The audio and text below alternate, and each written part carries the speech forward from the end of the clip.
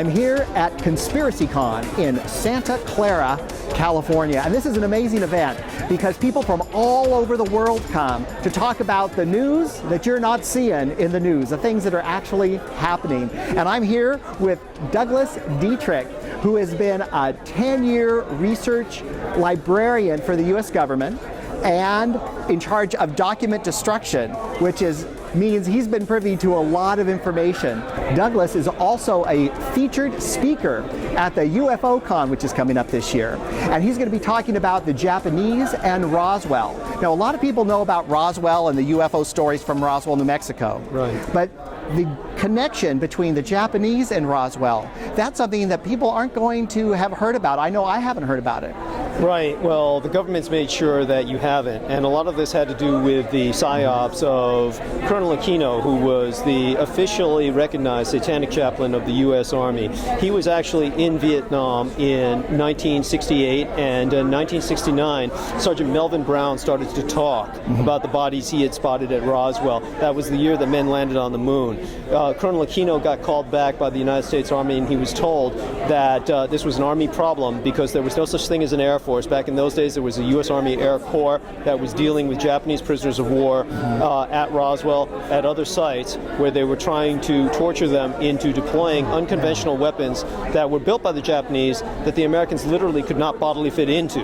So when this was occurring, many of them died. They would usually kill themselves. That's what happened at Roswell. They took advantage of a lightning storm and immolated themselves. And there was much debris, many bodies. And I go into the details behind that because it's something Americans need to know about. Because after that, the Americans didn't talk about it for quite some time until Melvin Brown started to talk. And then when Lieutenant Colonel Aquino was put in charge of the program, he had a much lower rank back then. It was one of the things that led to his ultimate series of promotions. He was able to make a deal with many of the elders within the Roswell community into turning that into a tourist site, since they no longer had the Army airfield with which to base their economy on. And since that time, it's been a mutual dependency, and it's led to a tremendous misunderstanding on the part of the American public. And I need to reinforce this fact.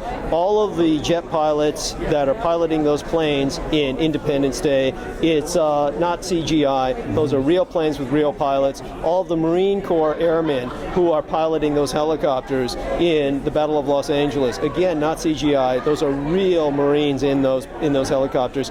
How can they spare personnel like this for propaganda films in the middle of conflict like we're in, except for the reason that they desperately want the American public to believe the agenda that they've been enforcing for quite some time? They're not going to back you up with that kind of firepower unless you're saying something they want you to say, like embedded journalism. Now, even in entertainment programs like Entertainment Tonight, when they've interviewed people like from Battle of Los Angeles and other movies, they've actually said, I mean publicly, that the military is there and they actually will not help you if you're putting them in a bad life. And that was one of the criticisms about Battle of Los Angeles, was that it seemed like a propaganda movie for the Marines. It was basically a 3-hour recruiting video. Yes. And so it's definitely a situation that I want to make Americans more aware of, because they have been manipulated for quite some period of time.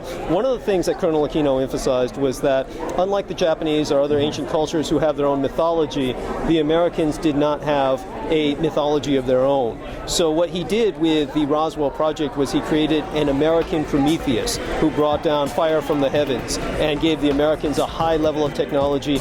And we got to remember that in terms of what he conducted, it was a tremendous success. Yes.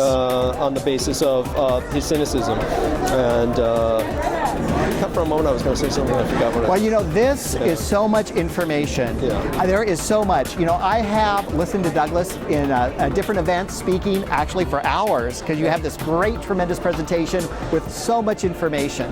And people are going to want to know how to get more information, how to find you, how to come see you at a show. What's a great way for them to find you? Thank you for asking. That'll be at www.douglasdietrich.com. Douglas is spelled with one S, and Dietrich is spelled just by putting the words diet and rich together, Dietrich. So check douglasdietrich.com out. We're going to be discontinuing these DVD sets as soon as we run out, because we're going to be giving this material textual treatment and treatment within a cinematic context. projects to countermand some of these military-sponsored propaganda films. Well, I think this is great, and I know everyone loves you here at this show. We'll have his contact information at the end of the segment, and of course, and the credits at the end of the show. Douglas, thank you so much for your time today. It's always so exciting to work with you. Oh, and you too, my friend. You too. Good Thanks work. for what you do.